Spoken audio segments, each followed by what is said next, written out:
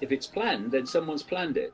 And if someone's planned it, they obviously don't have a great agenda for humanity, given what they're planning. So, the idea that this is all random, some people still believe it, is insane.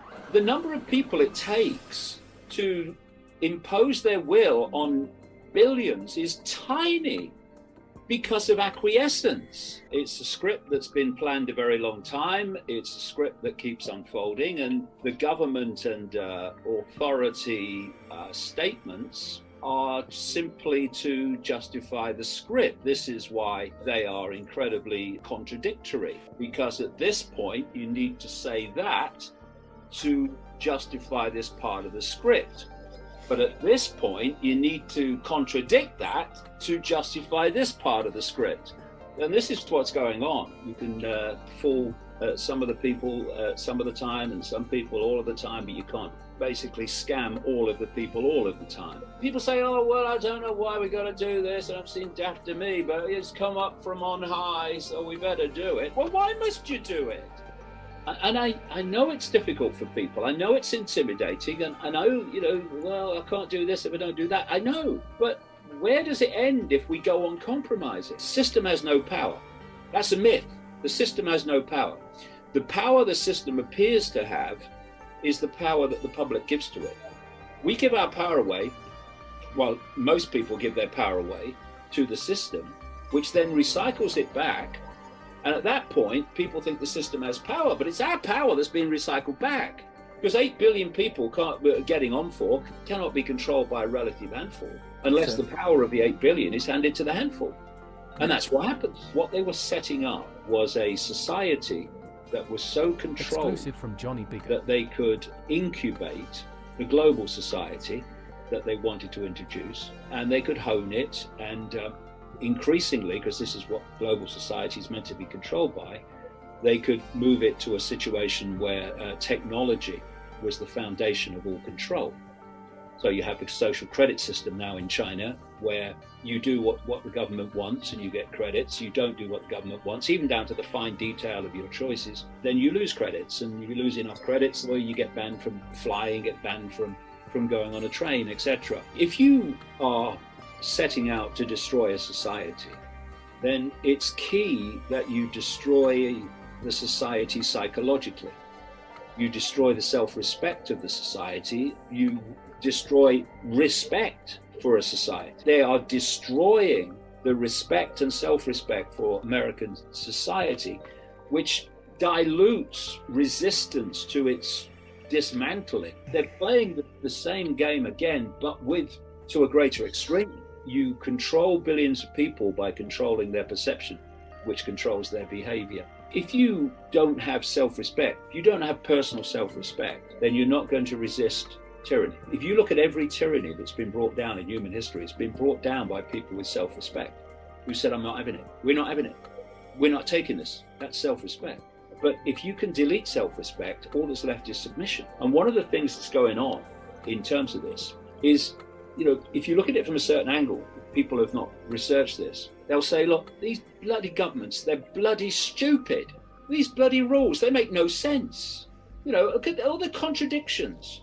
And they want us to do this and they want us to do that. That's all about destroying self-respect. That's what it's about. Because they know if they can destroy self-respect, that all they've got is submission left. So the point is that at the level of these psychologists, and that which is deciding all this and driving all this, they want you to see that the rules are nonsense. They want you to see that they are contradictory and make no sense. Because if they can get you to see it and you still do it, then your self-respect's been deleted. Because people with self-respect do not do just because some prat in a dark suit tells them. Exclusive from Johnny. What they can see is a nonsense. I think it's important that people face the scale of what we're looking at. This script is planned to get more and more severe. And when are we going to look it in the eye and wait for it to blink? Now or further down the road when more control systems are in place?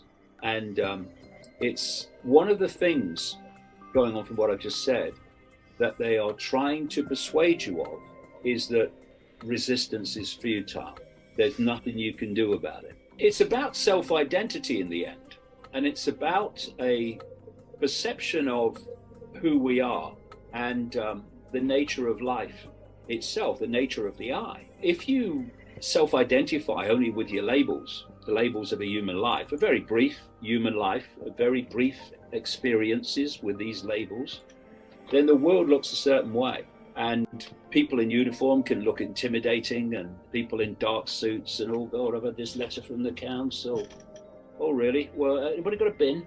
The way that you look at the world from that point of view, what I call 5 sense mind, exclusive from Johnny Bigger, is everything can seem very intimidating, it seems very frightening, it seems very bewildering. And also these people seem to have power. And the power that these people have over you is your fear of them.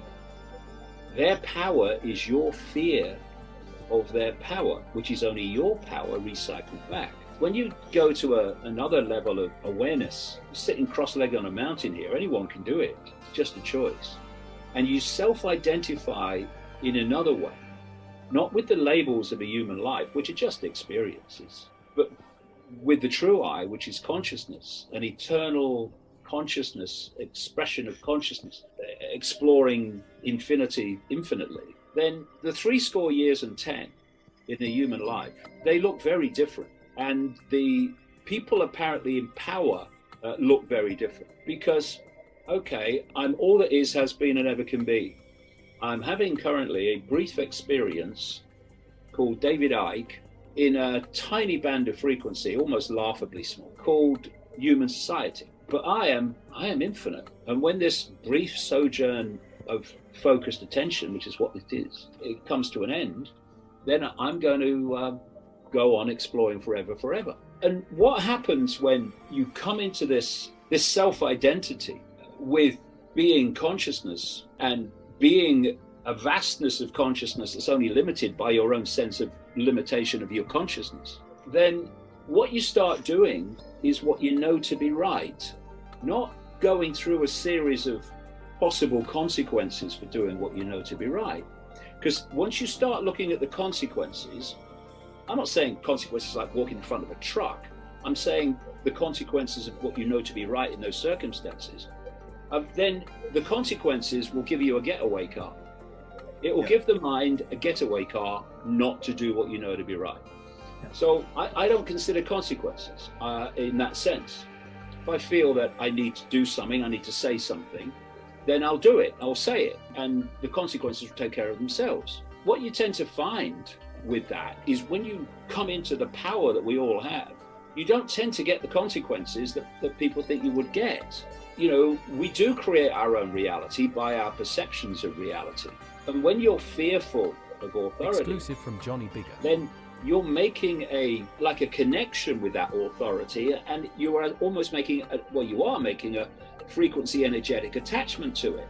And so suddenly the consequences you were fearful of, you get.